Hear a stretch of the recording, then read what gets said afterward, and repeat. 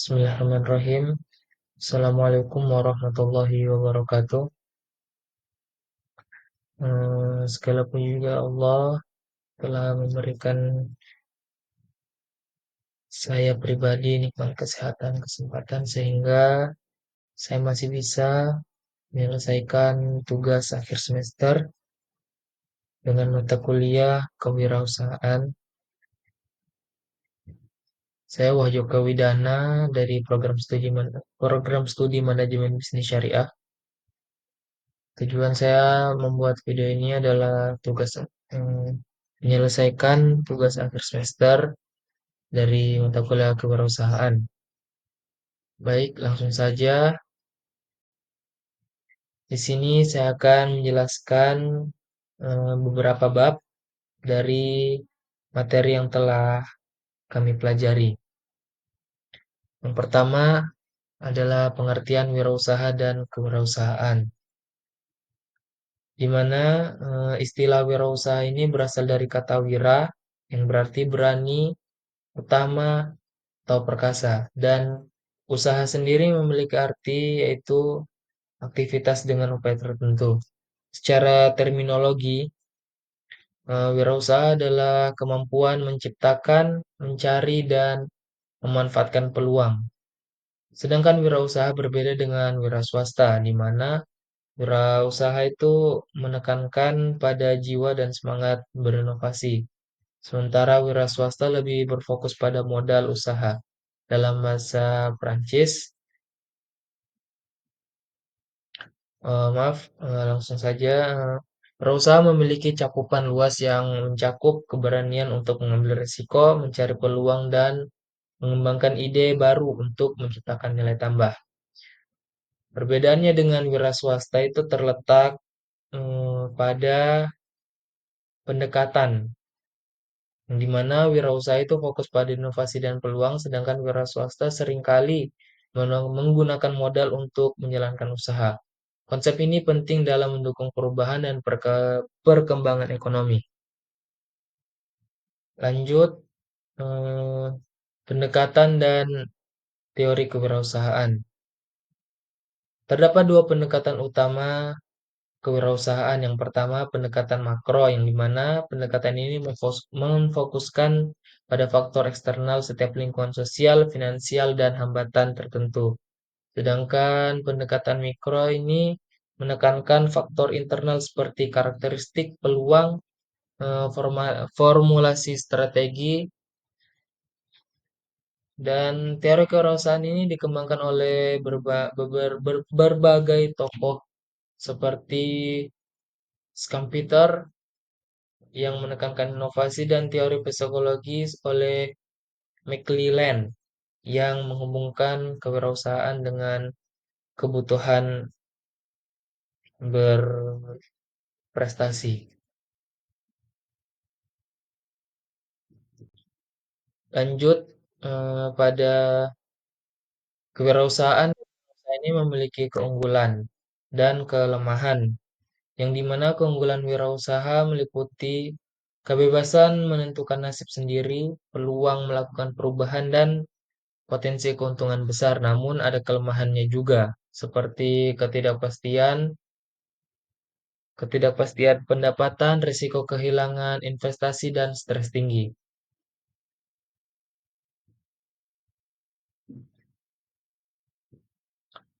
Lanjut pada karakteristik wirausahawan, yang dimana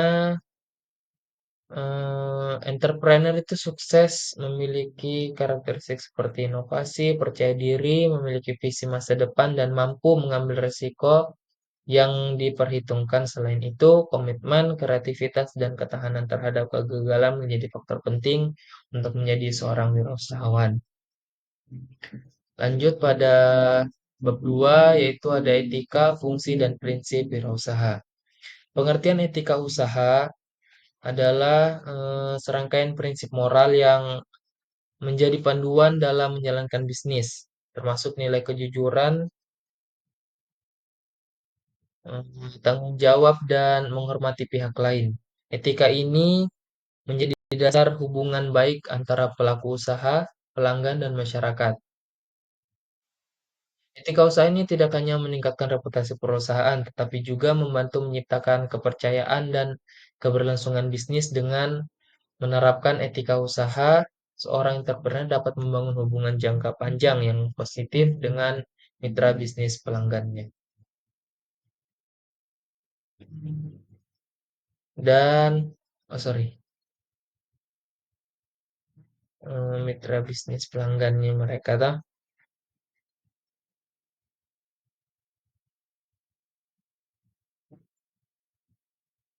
Adapun tujuan dan manfaat dari etika usaha, tujuannya itu memastikan bahwa bisnis dijalankan dengan cara yang bertanggung jawab dan adil, memanfaatkan, manfaatnya meliputi peningkatan kepercayaan pelanggan, keberlanjutan usaha, dan pengurangan konflik dalam bisnis. Etika usaha ini membangun perusahaan bertahan di tengah menciptakan citra positif. Selain itu, etika usaha mengurangi risiko hukum dan memberikan keunggulan kompetitif melalui kepercayaan pelanggan. Adapun fungsi wirausaha, fungsi utama wirausaha itu adalah menciptakan nilai tambah, membuka lapangan kerja, dan menggerakkan perekonomian. Wirausaha juga berfungsi sebagai inovator yang membawa solusi baru bagi masyarakat. Wirausaha adalah agen perubahan yang memanfaatkan sumber daya untuk menciptakan produk atau layanan baru. Dengan inovasi dan kreativitas, mereka hanya memperbaiki kualitas hidup masyarakat, tetapi juga mempercepat pertumbuhan ekonomi.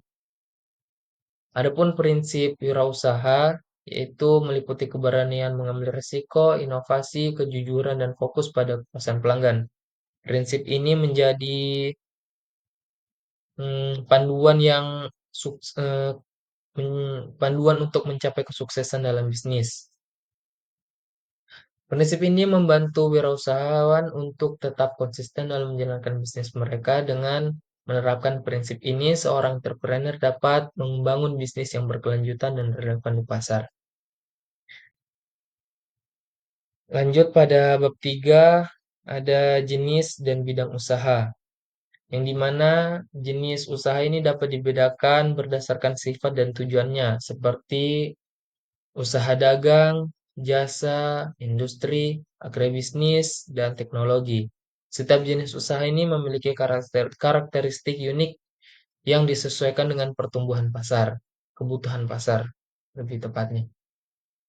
Pemilihan jenis usaha bergantung pada minat, keahlian, dan modal yang dimiliki seorang wirausahawan. Sebagai contoh, usaha dagang berfokus pada eh, distribusi barang, sementara usaha jasa itu memberikan solusi atas kebutuhan pelanggan melalui pelayanan langsung. Dan yang kedua adalah bidang usaha, yang dimana bidang usaha ini mencakup berbagai sektor seperti pertanian, manufaktur, pariwisata, kesehatan, pendidikan, teknologi, informasi, dan energi. Pemilihan bidang usaha dipengaruhi oleh tren pasar, permintaan konsumen, dan kebijakan pemerintah. Setiap bidang usaha memiliki potensi dan tantangan yang berbeda. Misalnya, sektor pertanian ini menawarkan peluang besar di negara agresi, sedangkan sektor teknologi memerlukan inovasi tinggi untuk bersaing. Wirausahawan harus jeli memilih bidang yang relevan dengan kebutuhan masyarakat dan potensi pertumbuhan ekonomi. Lanjut pada bab 4, ada rencana usaha, yang dimana rencana usaha ini merupakan dokumen tertulis yang merinci tujuan bisnis, strategi pencapaiannya, serta langkah-langkah untuk menjalankan dan mengelola usaha. Rencana ini mencakup berbagai aspek seperti pasar, produk, keuangan, dan operasional. Rencana usaha ini berfungsi sebagai peta jalan yang membantu wira usahawan dalam menjalankan bisnis. Dokumen ini tidak hanya membantu memastikan bahwa setiap langkah memiliki arah yang jelas, tetapi juga menjadi alat penting untuk meyakinkan investor dan mitra bisnis Lanjut, tujuan dan manfaat rencana usaha adalah memberikan panduan dalam menjalankan bisnis, menarik investor, dan mengukur keberhasilan usaha. Manfaatnya meliputi identifikasi peluang, pengelolaan risiko, dan optimalisasi sumber daya. Rencana usaha ini memberikan wawasan mendalam tentang bisnis dan pasar yang dilayani. Hal ini memungkinkan wirausahawan untuk mengidentifikasi kekuatan, kelemahan, peluang, dan ancaman. Secara dini, selain itu, seorang rencana usaha membantu mengukur sejauh mana tujuan bisnis telah tercapai, memungkinkan wirausahawan untuk menyelesaikan strategi berdasarkan kebutuhan. Lanjut, yang ketiga adalah tahapan penyusunan rencana usaha. Yang pertama, mengidentifikasi visi, misi, dan tujuan usaha. Yang kedua, analisis pasar dan pesaing. Tiga, penentuan strategi pemasaran. Yang keempat, perencanaan operasional dan manajemen. Serta yang kelima, dan terakhir itu proyeksi keuangan. Setiap tahapan saling terkait. Misalnya, analisis pasar dan pesaing membantu memahami kebutuhan konsumen dan bagaimana produk atau layanan dapat memenuhi kebutuhan tersebut yang lebih baik dibandingkan kompetitor. Proyeksi keuangan sangat penting untuk memberikan bahwa usaha memiliki modal yang cukup dan arus kas yang sehat sehingga dapat bertahan dalam jangka panjang. Lanjut, yang keempat ada outlet rencana usaha. Eh, Outlet rencana usaha ini biasanya mencakup ringkasan eksekutif atau gambaran singkat tentang bisnis, tujuan, dan visi. Dan deskripsi usaha, yaitu informasi detail tentang produk, jasa, pasar yang dituju, dan nilai unik yang ditawarkan. Selanjutnya ada analisis pasar, eh, yaitu data tentang pelanggan, tren pasar, dan analisis pesaing. Selanjutnya strategi pemasaran dan penjualan, yaitu cara mempromosikan produk atau jasa dan mencapai target pasar. Selanjutnya ada manajemen dan struktur organisasi, di mana meliputi profil tim manajemen dan struktur organisasi. Dan yang terakhir adalah proyeksi keuangan, eh, estimasi pendapatan, pengeluaran laba, atau kebutuhan modal. Baik, selanjutnya ada tahapan penyusunan rencana usaha, yang di mana tahapan ini meliputi rencana usaha meliputi beberapa tahapan yaitu analisis lingkungan SWOT atau SWOT, formulasi strategi yang mencakup visi, misi, dan tujuan, dan implementasi strategi dalam memperhatikan sumber daya serta pengendalian dan evaluasi terhadap kinerja bisnis. Selanjutnya pada bab 5 ada analisis kelayakan usaha. Di mana analisis kelayakan usaha ini adalah proses evaluasi untuk menilai apakah suatu bisnis layak untuk dijalankan. Proses ini mencakup kajian atas berbagai aspek seperti finansial, pasar, teknis, dan legal. Analisis ini sangat penting sebelum memulai usaha karena memberikan gambaran objektif tentang potensi, keuntungan, dan risiko. Dengan analisis kelayakan, wirausahawan dapat meminimalkan kerugian dan meningkatkan peluang kesuksesan bisnis. Lanjut, ada tujuan dan manfaat analisis kelayakan usaha, di mana tujuannya adalah untuk memastikan bahwa sumber daya yang tersedia itu digunakan secara efektif. Manfaatnya meliputi pengurangan risiko kegagalan, peningkatan efisiensi, dan kepercayaan investor atau mitra bisnis. Dan yang terakhir adalah ada aspek-aspek dalam analisis kelayakan usaha. Aspek-aspek ini Dalam apa aspek dalam kelayakan usaha ini ada beberapa aspek. Yang pertama aspek pasar yaitu analisis kebutuhan pelanggan, ukuran pasar dan persaingan. Yang kedua ada aspek teknisi yang dimana aspek teknisi ini mencakup ketersediaan teknologi, lokasi dan fasilitas produksi. Dan yang selanjutnya aspek finansial yaitu proyeksi biaya, pendapatan dan arus kas. Selanjutnya ada aspek hukum yaitu kepatuhan terhadap peraturan dan perizinan. Selanjutnya ada aspek manajemen, meliputi struktur organisasi dan kemampuan tim pengelola. Lanjut pada bab 6 yaitu mendirikan usaha, di mana eh, ada faktor-faktor pendorong mendirikan usaha. Adapun dorongan faktornya itu dorongan dari dalam diri, yaitu keinginan untuk mandiri meraih keuntungan dan mewujudkan mimpi. Yang kedua adalah dorongan dari lingkungan, seperti dukungan keluarga, peluang pasar, dan kebutuhan masyarakat. Selanjutnya ada faktor situasional, seperti kondisi ekonomi, kehilangan pekerjaan, atau perubahan teknologi. Motivasi untuk mendirikan usaha ini bisa berasal dari kebutuhan pribadi untuk meraih kebebasan finansial atau melihat peluang yang belum dimanfaatkan di pasar. Selanjutnya ada peluang mendirikan usaha, yaitu kebutuhan pasar, seperti permintaan akan produk dan jasa yang belum terpenuhi, inovasi teknologi, eh, yaitu memanfaatkan teknologi baru untuk menciptakan solusi. Selanjutnya tren sosial dan budaya seperti mengikuti perubahan gaya hidup masyarakat.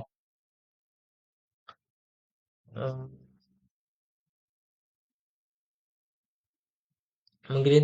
Mengidentifikasi peluang memerlukan kejelian untuk melihat kebutuhan yang belum terpenuhi, misalnya peningkatannya meningkatnya kesadaran akan kesehatan menciptakan peluang bagi produk-produk organik.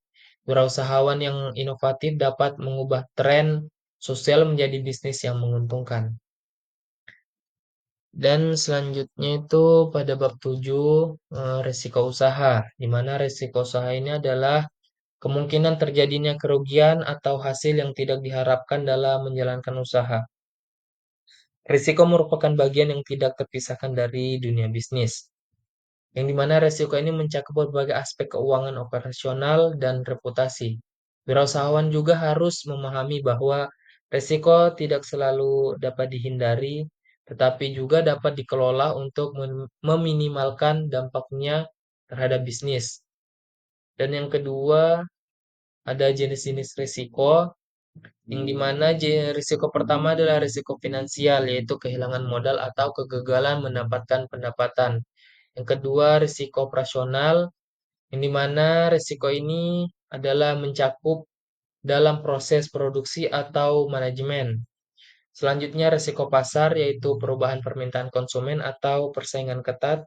Selanjutnya, risiko umum, yaitu ketidakpatuhan terhadap peraturan dan kontrak bisnis.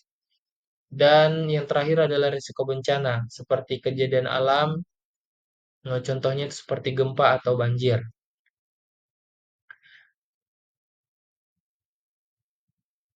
Setiap jenis risiko ini memiliki potensi dampak yang berbeda. Misalnya risiko finansial bisa menyebabkan kebangkrutan, sedangkan risiko hukum itu dapat menimbulkan denda besar. Dengan memahami jenis-jenis risiko, wirausahawan dapat menyusun strategi mitigasi yang efektif.